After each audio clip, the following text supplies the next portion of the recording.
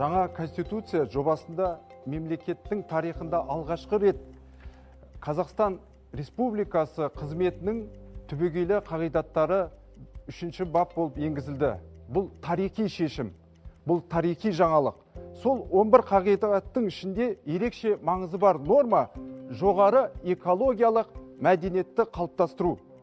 Қолданыстағы конституцияда мұндай нақты қағидат болған жоқ. Соның салдарынан көптеген экологиялық мәселелер жүйелі шешім таппай келді. Енді экология уақытша науқан емес, ұлттық деңгейде стратегиялық бағытқа айналады.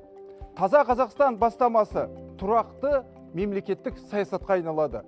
Бұл норма мемлекетке табиғи ресурстарды келер ұрпақ үшін сақтауды, азаматтардың өмір сүруін қолайлы орта қалыптастыру үшін жасалады.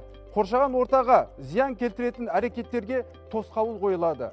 Ірі компаниялар мен инвесторлар қатаң экологиялық талаптарға сақтау бойынша міндеттеледі. Байтақ Жасылдар партиясы осы конституциялық нормаларға сай жаңа заңнамалық өзгерістер енгізуге дайын. Әсіресе экологиялық кодекс аясында жер, су, ауаға зиян әкеліп отырған шығарылымдар мен қалдықтарға төлемдерді көлемін ұлғайтып, қосымша қаржы көздерін қалыптастыру арқылы Атырау, Құлсары, Өскемен, Теміртау, Алматы, Екібастұз, Балқаш, Жаңатас сияқты экологиялық ахуалы күрделі өңірлердің мәселесін шешуге дайын. Жаңа жоба азаматтардың табиғатты қорғау міндетін нақтылайды. Бұл қоғамда экологиялық мәдениетті қалыптастырады. Балаларымызды табиғатқа жанашырлықпен қарауға үйретеді. Табиғатқа қамқорлық отаншылдықтың белгісі. Әлемдік тәжірибе көрсеткендей, жасыл қозғалыстың дамуы демократияның кемелдеуінің негізі. Еуропада жасыл партиялар демократиялық жүйенің ажырамас бөлігіне айналған.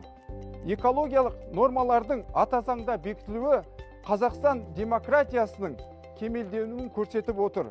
Ең бастысы бұл адам құқығы, қауіпсіз ортада өмір сүру құқығын қарау. Қорытындылай айтқанда, жаңа конституция адами капиталды дамытуға арналған. Денсаулық, білім, ғылым және қоршаған ортаны қорғау мемлекеттің басымдықтарына айналады. Ал денсаулық таза ауа, таза су, таза жер мен тікелей байланысты. Қасым-Жомарт Тоқаев бастамашы болған таза Қазақстан бағыты енді конституциялық негізге ие болып мемлекеттік саясатқа айналады. Бұл таза Қазақстан ұлттық идеология деңгейіне көтеріледі. Сондықтан жоғарғы экологиялық мәдениетті қалыптастыру мемлекеттің болашағын қорғау деген сөз.